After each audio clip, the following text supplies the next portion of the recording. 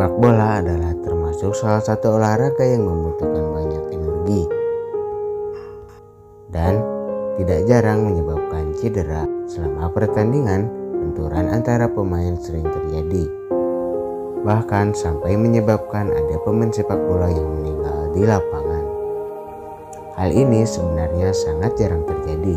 Risikonya pun jauh lebih rendah jika dibandingkan dengan olahraga lainnya, seperti balap mobil ataupun motor. Oleh karena itu, biasanya jika ada pemain sepak bola yang meninggal di lapangan, pasti akan membuat heboh. Di Indonesia sendiri juga pernah terjadi pemain sepak bola yang meninggal di lapangan. Berikut adalah 5 pemain sepak bola yang harus kehilangan nyawanya saat bertanding.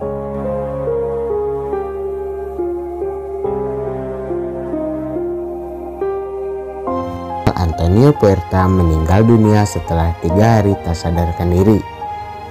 Usai pertandingan Liga Premiera, dengan sangat menyesal kami mengumumkan bahwa pasien Antonio Puerta meninggal pada 14.30 waktu setempat.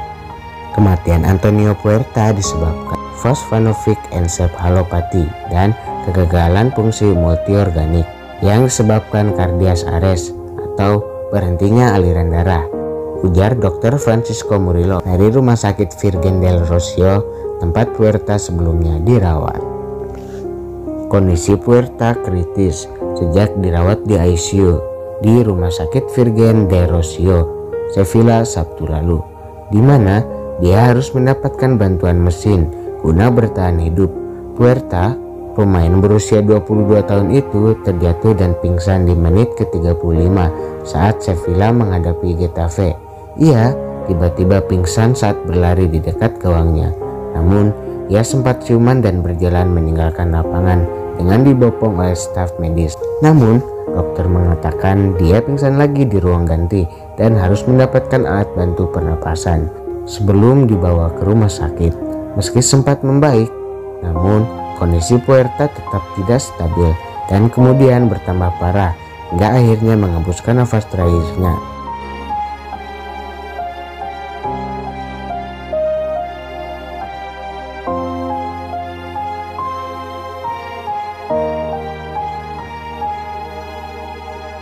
Kiper Persela Lamongan, Khairul Huda, meninggal dunia setelah bertabrakan dengan sesama pemain dalam pertandingan Liga 1 melawan Semen Padang.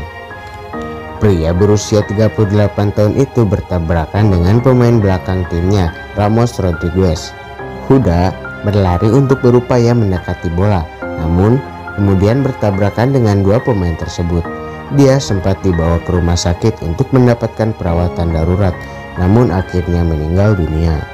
Khairul Huda mengalami trauma benturan dengan sesama pemain sehingga terjadi apa yang kita sebut dengan henti nafas dan henti jantung, ucap dokter yang menangani Khairul Huda saat itu.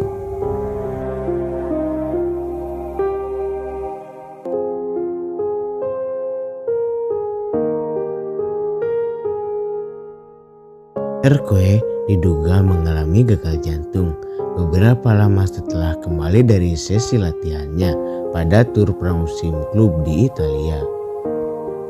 Tragisnya, bek yang sepanjang karir profesionalnya membela Spanyol itu baru 1 bulan ditunjuk sebagai kapten klub.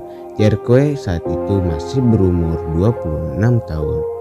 Mendengar kabar duka cita itu, rival sekota Espanyol, Barcelona, segera melontarkan ucapan bela sungkawa melalui presiden klub Joan Laporta. Kami terpukul karena peristiwa tragis ini dan ingin mengucapkan bela sungkawa yang sedalam-dalamnya. Hari ini kami semua berduka. Atas nama Barcelona, saya menyampaikan rasa bela sungkawa kepada Espanyol dan keluarga Daniel Jarque atas kehilangan yang tragis ini. Demikian ungkap Laporta seperti yang dikutip pada media Minggu 9 September 2009 lalu.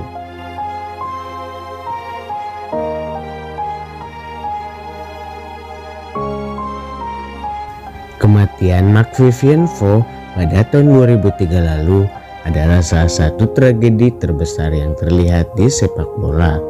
Gelandang Kamerun itu bermain untuk negaranya di Prancis Stade de Gerland. melawan Kolombia di semifinal Piala Konfederasi. Ketika itu ia ambruk di tengah lapangan sekitar pada menit 72. Tenaga medis menghabiskan waktu 45 menit untuk menyelamatkan nyawanya, dan meskipun dia masih hidup setelah dibawa ke pusat medis, dia meninggal tak lama setelah itu. Otopsi pertama tidak menentukan penyebab pasti kematiannya, tetapi pada otopsi kedua menyimpulkan bahwa Vo meninggal karena sebab alami. Kematiannya disebabkan oleh kondisi jantung.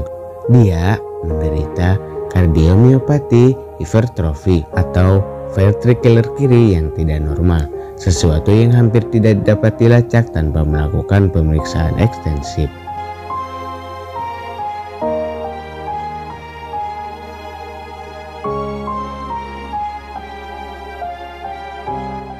Dalam pertandingan melawan Dundee United Sabtu 29 Desember 2007 lalu, kapten klub Skotlandia Philip O'Donnell sempat jatuh pingsan ketika akan digantikan pemain lainnya. Ia sempat menerima pertolongan pertama dari pihak medis sebelum akhirnya dibawa ke rumah sakit dan meninggal di sana. Robert Lide, dokter klub Monterville, menyatakan bahwa penyebab kematian O'Donnell adalah karena pemain berusia 35 tahun itu mengalami gagal jantung. Hasil pemeriksaan menunjukkan bahwa Phil O'Donnell menderita gagal jantung pada bagian bilik kirinya, jelas Lide pada awak media Rabu 2 Januari 2008. Kematian O'Donnell membuat dunia sepak bola Skotlandia berduka. Bahkan istri O'Donnell mengaku terharu karena mendapatkan banyak surat dukungan yang memintanya untuk tetap tabah. Kami, pihak keluarga, berharap akan mendapatkan kedamaian dan waktu untuk bergabung. Namun, kami sedikit terhibur oleh banyaknya surat yang menyatakan dukungan untuk kami, ujarnya. Terima kasih buat kalian yang sudah menonton video ini. Jangan lupa like, komen, dan subscribe ya guys. See you next time.